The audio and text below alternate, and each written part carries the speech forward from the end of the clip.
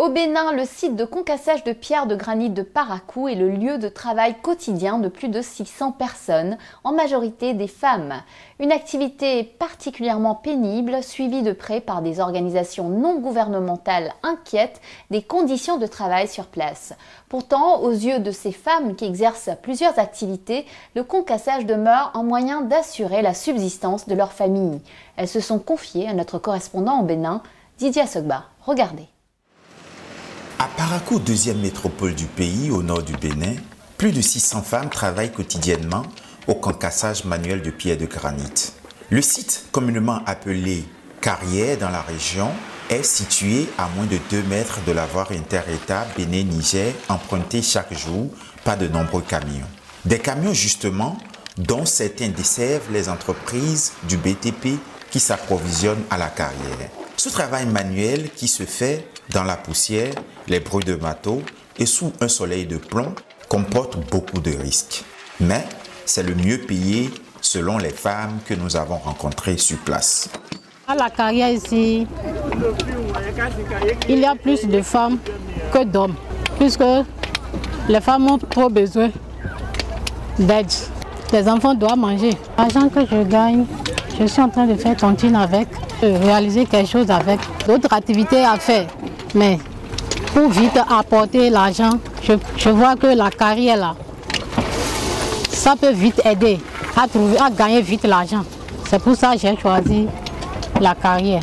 Bon, j'ai débuté, ça fait au moins 3 mois. Aujourd'hui, j'ai déjà rempli 2 tonneaux. Je viens 6 fois par semaine à la carrière. L'activité en elle-même consiste à chauffer les effleurements de granit avec des feux de bois pour les faire éclater. Ensuite, les éclats sont concassés à la main avec des marteaux. Si tu as besoin d'un job, tu parles avec ceux qui sont là, ils vont te montrer quelque part où tu vas t'installer. Tu t'installes pour faire ton job, c'est tout. Si tu es rapide, tu peux faire au moins 2 tonneaux comme ça par jour. Tu es payé à 1400 francs par tonneau. Nous venons ici à 6 h et nous rentrons à 19 h. Tel que moi, je suis en train de prendre le goût de la chose. Je ne sais pas si je vais arrêter carrément. Je peux choisir 2 fois par semaine, toute la semaine. Mais sauf si tu es fatigué, les dimanches, tu peux te reposer. Ça a beaucoup de risques.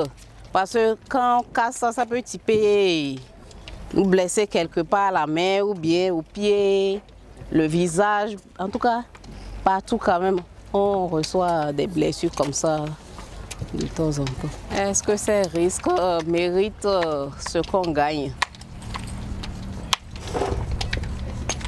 On peut dire oui, hein, parce qu'il n'y a pas mieux.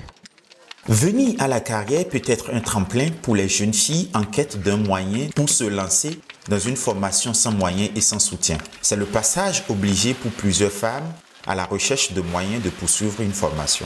Je suis venue à la carrière de Parakou pour avoir de l'argent pour payer mes frais de formation de couture. Et en cassant, caillou a eu ma main quoi. Ça a commencé par couler sang. À la carrière de Parakou, à part le concassage de pierres, il y a les ramasseuses de pierres. Elles s'occupent de regrouper les pierres concassées à des endroits précis pour faciliter la tâche aux camions qui ne peuvent pas monter sur la colline. Elles gagnent le plus bas salaire de la carrière. Si je viens ici, c'est juste pour faire le chargement. Je suis à 900 par jour et c'est 9 tonneaux. L'unité est à 100 francs. Et on me paye le même jour. Bon, si je charge, arriver à la maison, pour dormir parfois c'est difficile parce que je sens des malaises au niveau de mes articulations. Je fais ça parce qu'il n'y a pas mieux à faire. Je ne veux pas me prostituer. Après le plus grand marché de Parakou, ce lieu de concassage de pierres de granit est le deuxième pourvoyeur d'emploi des femmes de la ville. Conscientes des risques qu'elles courent, la plupart des travailleuses de la carrière cotisent dans les tontines pour se lancer dans une autre activité. Mais la situation sur place demeure extrêmement préoccupante pour les ONG. Elles pointent l'absence d'eau potable en quantité suffisante, ainsi que la présence sur place d'enfants travailleurs.